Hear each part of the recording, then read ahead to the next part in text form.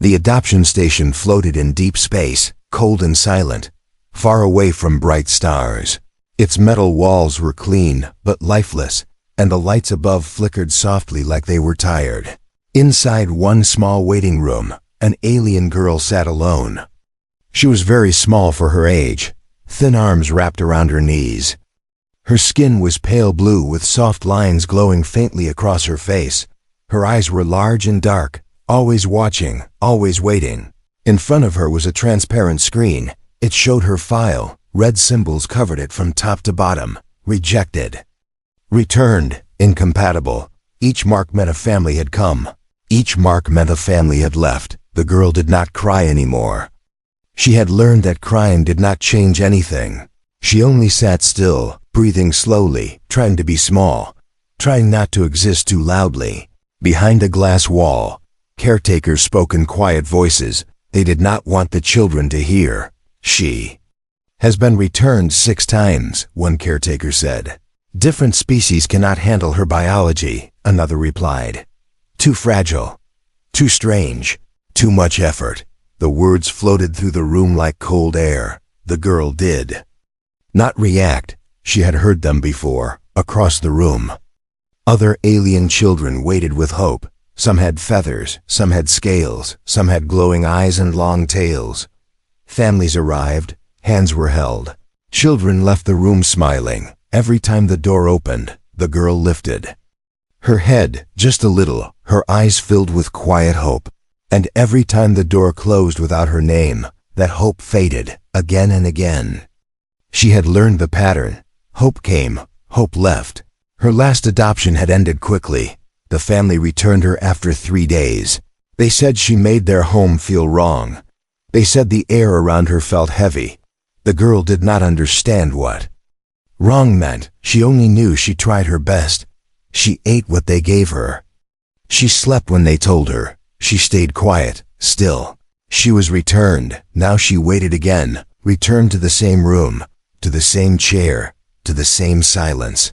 Time passed slowly in space. Minutes felt like hours. Then something changed. Deep vibration moved through the station, not loud, but strong. The lights shifted color for a moment. One caretaker looked up, confused. Docking request, they said. Another checked the screen and frowned. That ship, they whispered. It is human. The room went still. Humans did not come here. Humans rarely adopted outside their own kind. They were known to be emotional, unpredictable. Most species avoided them. The girl heard the word human. She did not know what it meant. But she felt the change in the air. The main doors opened slowly, heavy and loud. A tall figure stepped inside. 2 legs, 2 arms, covered in simple dark clothing. He walked calmly. His movements were steady, not afraid. Caretakers watched carefully, ready to stop him. The human looked around the room, not at the strongest children, not at the brightest. His eyes stopped on the far corner, on the smallest shape sitting alone. On her, the alien girl felt his gaze. Slowly, she lifted her head. Fully this time. Their eyes met. She did not smile. She did not move. She only watched him, waiting for disappointment. The human did not turn away. He took 1 step closer, then another. Caretakers whispered urgently behind him. She has been returned many times. She is not easy. The human did not answer. He only kept walking. The girl's heart beat faster. She did not know why. For the first time in a long while, hope did not leave immediately, and in that cold station, among countless rejected lives, something impossible was about to begin. Asterisk, asterisk. But no one yet understood why a human had come, or why he had chosen the girl no one wanted. Asterisk.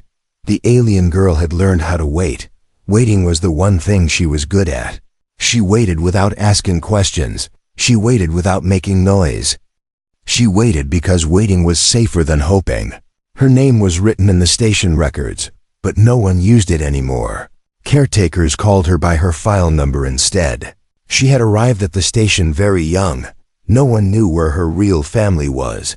Her species came from a far system, long forgotten by most. At first, families were curious. They liked the soft glow on her skin. They liked her quiet nature, but curiosity never lasted. The first family returned her after one night. They said she did not sleep. They said the lights in their home flickered when she breathed. The second family tried longer, 3 days.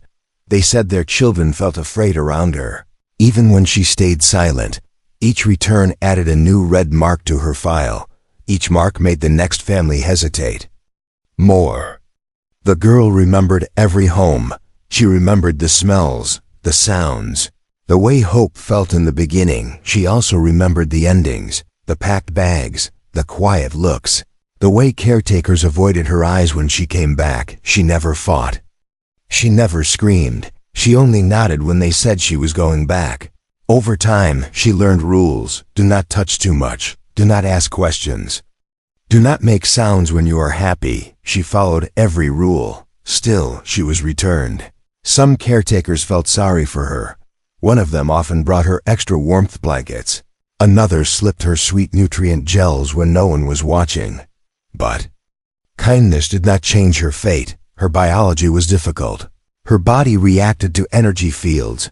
Her presence affected machines. Doors opened slower around her. Lights dimmed when she felt sad. Families did not want problems. They wanted easy children. One caretaker once said softly, "She is not broken.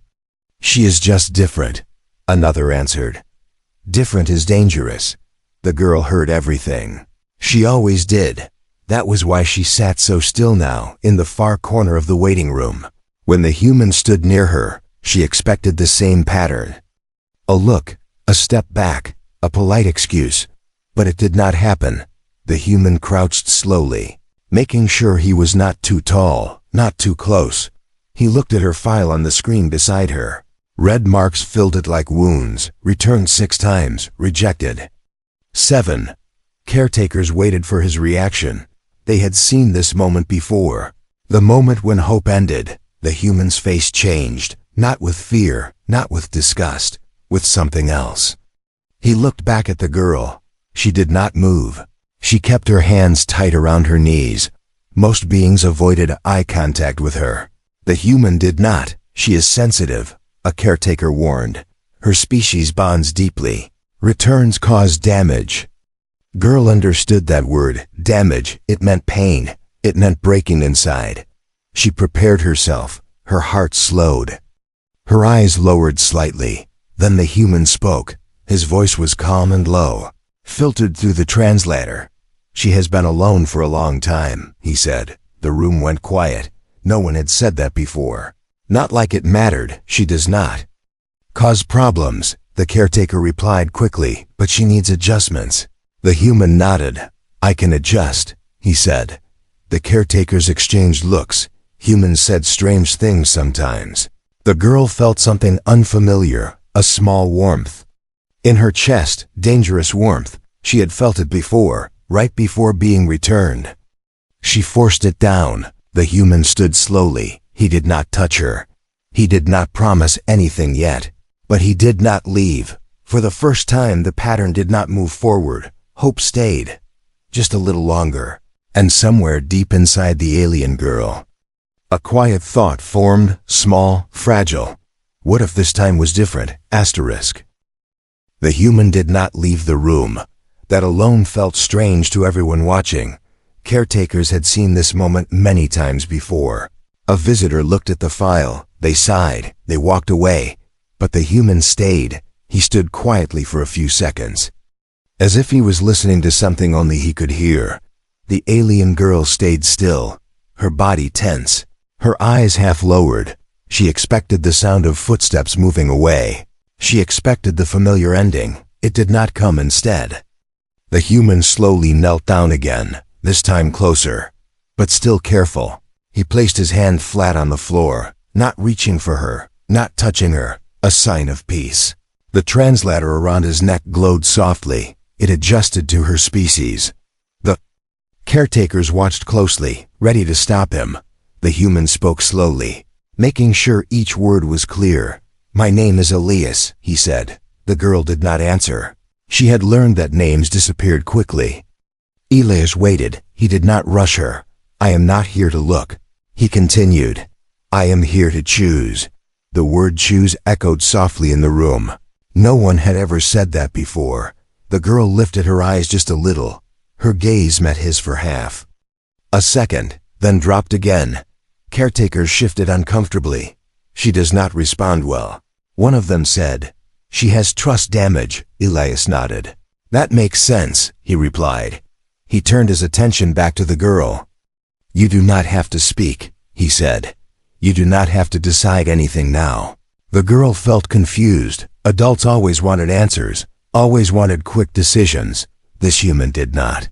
He pointed gently to the file screen. I read this. He said, It tells me what others could not handle. The caretakers expected him to stop there. To change his mind, instead, he added, It does not tell me who you are. The room grew quiet again. The girl's chest tightened. She did not understand why his words felt heavy. Elias took a small device from his pocket. He placed it on the floor between them. It showed a simple image, the small human home, warm lights, open space. This is where I live, he said. It is quiet. It is safe. The girl stared at the image. She had seen many homes before. They all looked safe. At first, her fingers curled tighter around her legs. You were returned, Elias continued. Not because you failed, but because they were not ready. Caretakers exchanged looks again. This was not standard procedure, she bonds deeply. One warned, if this fails, it will hurt her more. Elias did not look away. Then I will not fail, he said. The certainty in his voice caused silence to spread through the room. The girl felt her heart beat faster. Her body reacted before her thoughts could stop it. She whispered, barely louder than the hum of the station. Everyone leaves. The translator caught the words.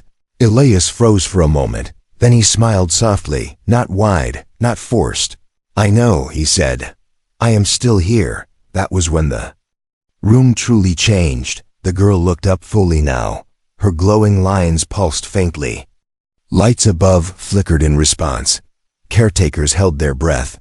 Elias reached out slowly, stopping before touching her, waiting for permission he never asked aloud. The girl did not move away. For the first time, someone waited for her choice. Elias stood and turned to the caretakers.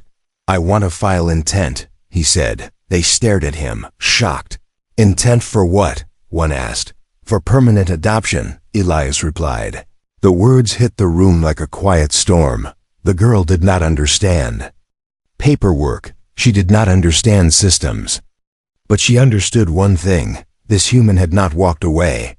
And somewhere deep inside her, something fragile began to form. Not hope yet, but the space where hope could exist. Asterisk. The adoption process moved faster than anyone expected. Forms were signed, warnings were repeated, records were updated. The alien girl watched everything quietly. She did not understand the words on the screens, but she understood the tension in the room. Caretakers spoke carefully now, not with pity, but with concern. She cannot stay in standard environments, one said. Her body reacts to energy. She will need constant monitoring. Elias listened to every warning. He did not interrupt. He did not argue. He only nodded. I will learn, he said. The girl followed him onto the human ship. Her steps were slow, measured. She expected alarms, rejection. Someone shouting stop instead. The ship doors closed behind her, soft and final. The ship felt strange, too clean, too quiet. As the engine started, the girl's skin lines glowed brighter. Lights in the corridor flickered. A warning sound echoed softly. Elias stopped immediately. He knelt beside her. It is okay, he said. We will fix this. The ship systems reacted to her presence. Doors opened slower. Screens blinked in and out. A medical unit activated on its own, scanning her without touch. The girl froze. Her breathing quickened. Elias noticed instantly. He shut the unit down, lowered the lights, reduced energy flow. The ship grew calm again, but the problem did not end there. During the first sleep cycle, the girl became weak. Her body temperature dropped. Her breathing changed. Emergency lights turned red. Elias woke instantly. He carried her carefully to the med bay. The ship suggested protocol. Return subject to adoption station. Elias ignored it. He rerouted power manually, adjusted gravity, changed air composition. He stayed awake hour after hour, reading data. Learning about her species, the girl drifted in and out of consciousness. Every time she opened her eyes, Elias was still there, not angry, not afraid, just tired and determined. She had seen this moment before. The moment when things became difficult. The moment when adults decided she was too much. Her chest tightened with fear. When she finally spoke, her voice was weak. "You can take me back." The words hurt Elias more than alarms ever could. He looked at her gently. "I did not bring you here to return you," he said. The ship stabilized her condition slowly, but not perfectly. Supplies ran low. Power systems strained. The ship calculated a forced stop. Nearest station, non-friendly. Territory. Elias sighed quietly, not in regret, but in preparation. He secured the girl in a shielded cabin. "Modified for low energy exposure. We will make a stop," he told her. "But you stay with me." The girl nodded silently. She had learned not to argue. The ship exited hyperspace near a rough station. Old metal, unstable systems, alien merchants. Watched the human ship dock, curious, suspicious. As Elias stepped out, whispers spread quickly. A human, with a child. An alien child. The girl felt fear rise again. Her body reacted, lights dimmed. Elias placed himself between her and the crowd. His posture calm, protective. He realized then, the universe would not make this easy. But he had already made his choice. And as the station doors sealed behind them, the girl understood something. Knew this time. The danger was real, but so was the promise. Asterisk, the station was loud and crowded. Metal floors vibrated with heavy footsteps. Voices from many species mixed into sharp noise. The alien girl stayed close to Elias. Her body reacted to stress. Lights above dimmed again. Others noticed, a tall merchant with rough scales stopped and stared. His eyes narrowed. "Your child is unstable," he said. Elias did not raise his voice. "She is tired," he replied. Whispers spread quickly through the station. A human with an alien child. A returned one. Some laughed quietly. Humans always make mistakes. They feel too much. The girl heard every word. She always did. Her hands trembled. Elias adjusted the shielding device on her wrist, lowering her energy output. They moved toward the supply terminal, but they did not get far. Security drones hovered above, scanning, beeping. "Unauthorized biological anomaly," one announced. The crowd stepped back. Fear replaced curiosity. The girl's breathing became shallow. Her glow brightened without control. Elias stepped in front of her instantly, raising both hands, slow movements. "She is under my care," he said. "She is not a threat." The drone paused, processing. A station officer approached. Tall, armored, expression cold. "Humans are not registered adopters here." The officer said, "Explain." Elias showed his documents calmly. Permanent adoption intent, medical. Responsibility clearance. The officer scanned them, still unconvinced. "This station does not support emotional risk," the officer said. "If she destabilizes systems, you will be held responsible." Elias nodded. "I accept," he said. The crowd murmured louder. The girl looked up at him, confused, afraid. No one had ever accepted responsibility for her before. As they waited, the girl felt dizzy. Her knees weakened. Elias caught her before she fell, holding her carefully, as if she was fragile glass. Gasps moved through the crowd. The officer hesitated, then waved them through. They reached a quiet repair bay. Dim lights, fewer eyes. Elias set her down gently. Checked her vitals. "You should have left me," she whispered. "Everyone else did." Elias met her eyes. "This is where they were wrong," he said. The words stayed with her, heavy and warm, outside the bay. Screens displayed recorded footage. The human refusing to leave, protecting the alien child. Messages spread across the station network. A human chose responsibility over safety. A human chose a returned child. Some laughed, silently. The girl felt something shift inside her. Fear mixed with something new. When the power finally stabilized, Elias sat beside her, exhausted. She studied his face carefully, lines of stress, but no regret. Slowly, carefully, she spoke again. If you fail, she said, they will blame you. Elias smiled weakly. Then I will carry the blame, he replied. The girl's eyes filled, not with tears, but with understanding in that moment. She realized something important. This human was not watching her as a problem. He was watching her as someone worth protecting. Her voice trembled slightly as she spoke again. The translator caught the word. Father. The sound was soft, almost lost in the hum of machines. Elias froze. The universe seemed to hold its breath. He did not correct her. He did not speak. He only placed his hand over his heart and nodded. Somewhere beyond the station, across silent stars, the universe watched and began to change. The journey to Earth felt longer than space itself, not because of distance, but because everything was new. The alien girl stayed quiet during travel. She watched stars slide past the windows. Each one felt like a question she did not know how to ask. Elias adjusted the ship every day, lower energy flow, softer lights, slower systems. He learned her patterns, when she needed silence, when she needed warmth. She noticed everything. The way he moved carefully around her, the way he checked systems before resting. When the ship finally entered Earth's orbit, the girl felt something different. Her body reacted, but not with fear. The atmosphere felt gentle, heavy in a comforting way, as they landed. The sky stretched wide and blue. Clouds moved slowly like living things. The girl stepped onto the surface carefully. Her feet touched solid ground, not metal, not cold.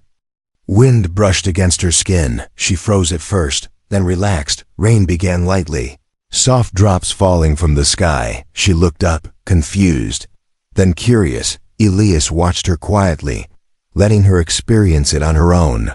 Inside the house, everything had been prepared.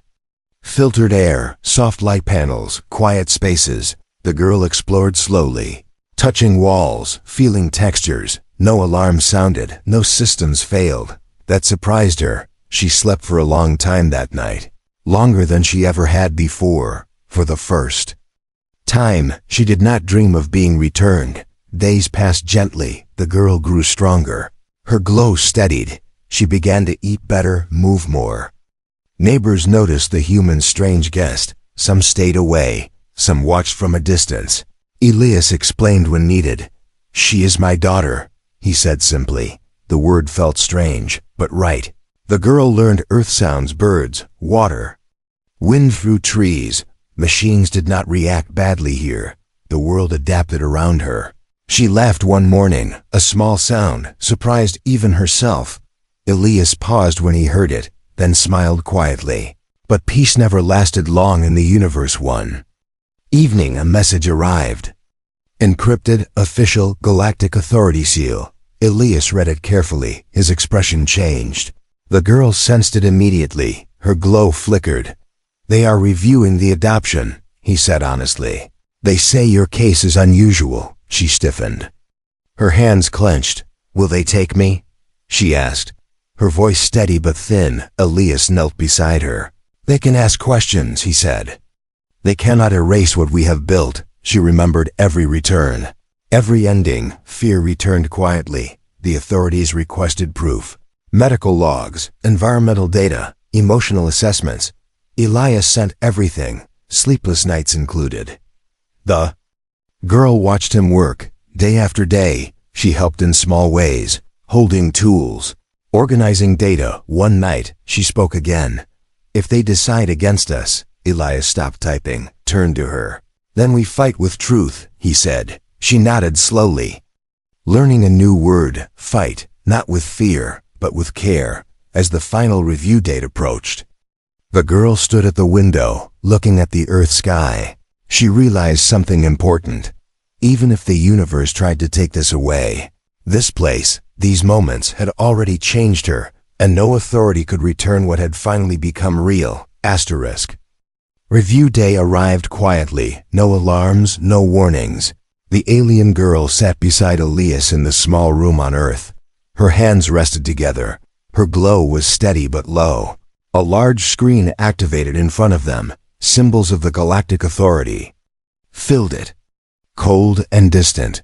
Several figures appeared. Different species, different worlds. Their voices were calm, careful.